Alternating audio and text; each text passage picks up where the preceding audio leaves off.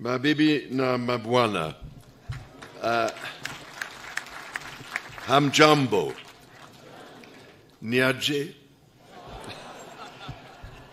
ni furaha yangu kuwa nanyi jioni ya leo.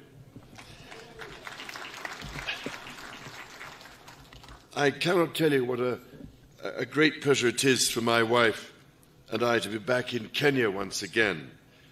I am enormously grateful to you, Mr. President, Madam First Lady, for your most generous invitation to make this state visit. The tremendous hospitality you have shown us and the wonderfully warm welcome that you and the people of Kenya have extended to us have touched me deeply. If I may say so, it is particularly special to be able to return to this extraordinary country in the 60th year of your independence. Today, Mr. President, you and I stood by the mighty Mugumo tree, which marks the spot where almost 60 years ago the Kenyan flag was first raised. It seemed to me that the tree is thriving, strong and deeply rooted, just as this great republic and her people continue to thrive. It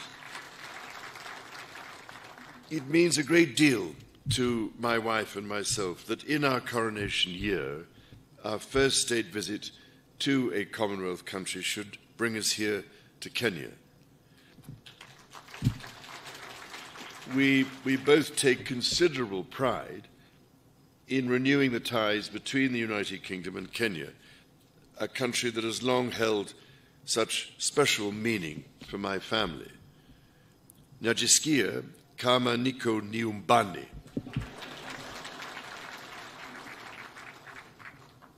Now, it is well known, I think, that my dear mother, the late Queen, had a particular affection for Kenya and the Kenyan people.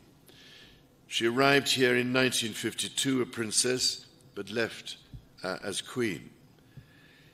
It is extremely moving to read her diary from that visit, in which she wrote that she did not want to miss a moment of Kenya's extraordinary landscapes.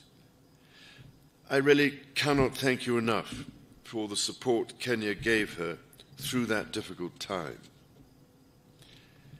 10 years later, my father, the late Duke of Edinburgh, attended the celebrations of Kenya's independence.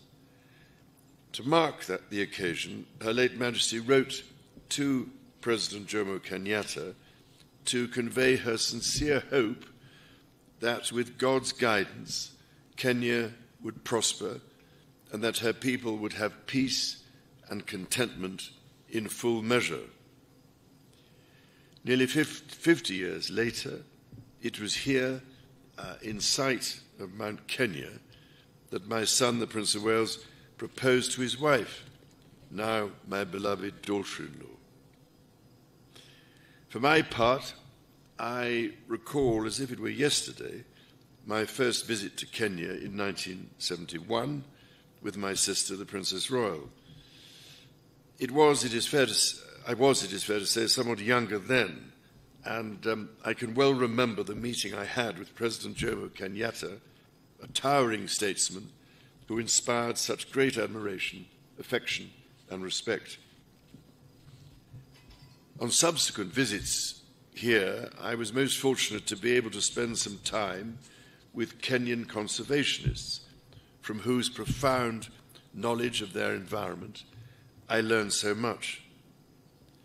Among them was the late great environmentalist and Nobel Prize winner, Wangari Maathai, someone whom I greatly admired and loved. And I'm very much looking forward to spending a little time with her daughter this week and to planting a tree in her mother's memory. As Wangari Maathai said, when we plant trees, we plant the seeds of peace and seeds of hope. We also secure the future for our children. This is a sentiment that, as avid dendrophiles, lovers of trees, I know, Mr. President, that you and I share. Indeed, having been planting trees for most of my life, I thought I was doing rather well. But your ambition to plant 15 billion trees makes me look rather more critically at my own efforts.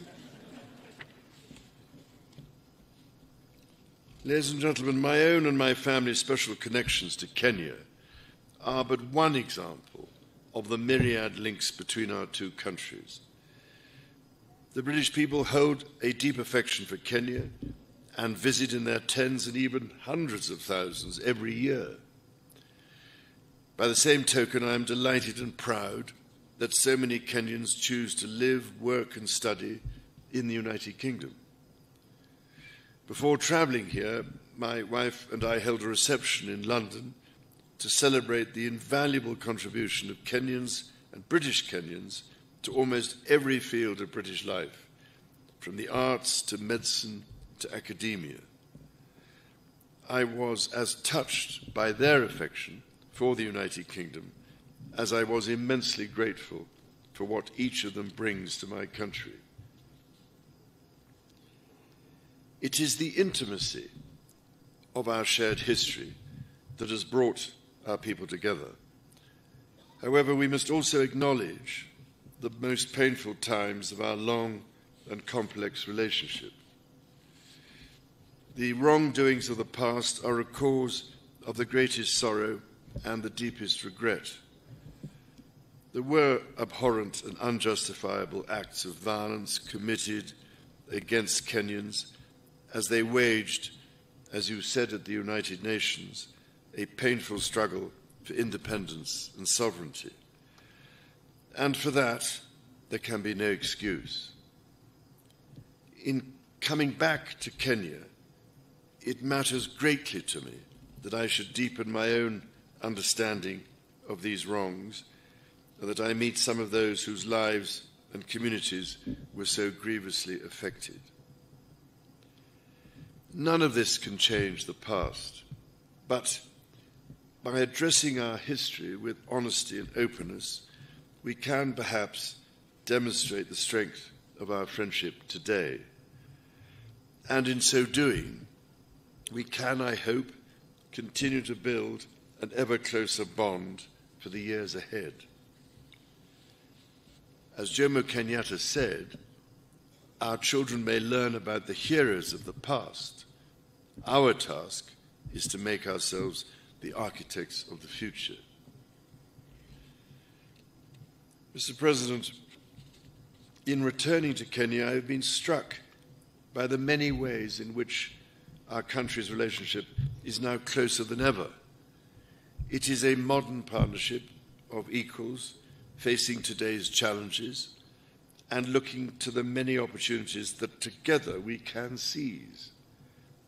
Whether by using the King's Cross regeneration as a model for the Nairobi railway city, or by learning from Kenya how the blue economy can really work for local communities. All of you here this evening and across our countries deserve our gratitude for your ceaseless work to realize our joint ambitions. Our people's security is a paramount concern. It is fitting, then, that Kenya's first Marine Commando unit was established earlier this year, trained by British Royal Marines. I also look forward to visiting Karioko War Graves Cemetery, where I will honour Kenyans and other Africans who died in 2 world wars. We must ensure all are granted the remembrance befitting their service. Kenya's efforts to address the existential challenges of climate change and biodiversity loss are remarkable. From generating over 90% of your electricity from renewable sources to ambitious reforestation and restoration programs, to hosting the first Africa Climate Summit here in Nairobi last month, Kenya is offering extraordinary leadership. the Nairobi Declaration brings together different peoples whose cooperation will be essential to solve some of the serious environmental and ecological challenges not only facing us in the future, but facing us here and now. And it is, if I may say so, absolutely vital that your and Africa's voice continues to be heard, including at COP28 and beyond.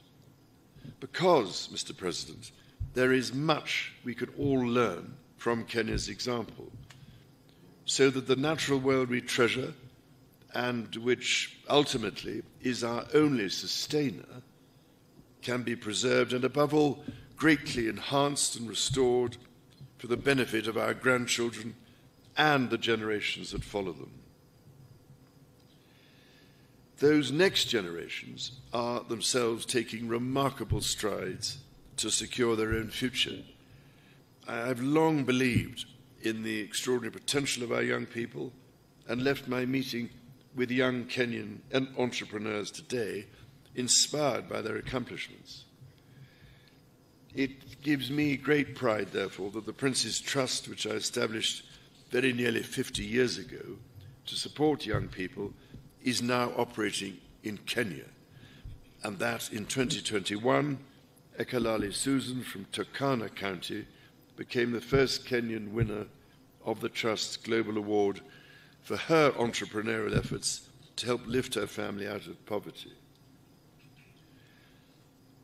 Mr. President, ladies and gentlemen, my mother, Her late Majesty, cared deeply that Kenya chose to be a member of the Commonwealth and was always grateful that Kenya has played an essential role in this family of nations to which she devoted so much of her life. On this, my first state visit to a Commonwealth country, I wish to reaffirm my own pledge to support the Commonwealth's bold vision for action and the values upon which it rests. That 1/3 of the world's population, united by peace, justice, tolerance, and mutual respect, should commit to protecting our environment and the most vulnerable in our societies. To this endeavour, Kenya makes a profound difference.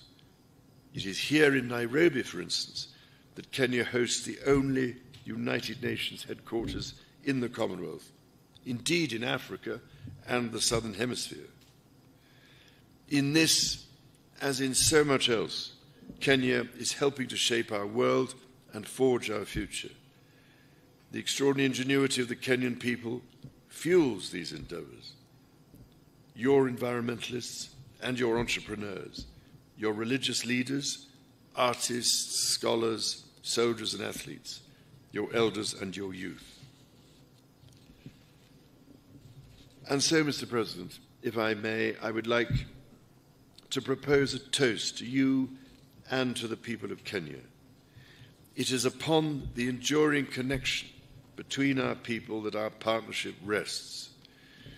It is on their enterprise, imagination, and fortitude that our common hopes depend.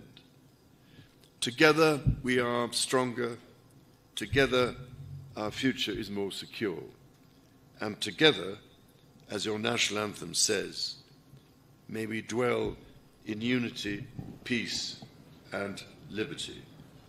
Umoja ni nguvu.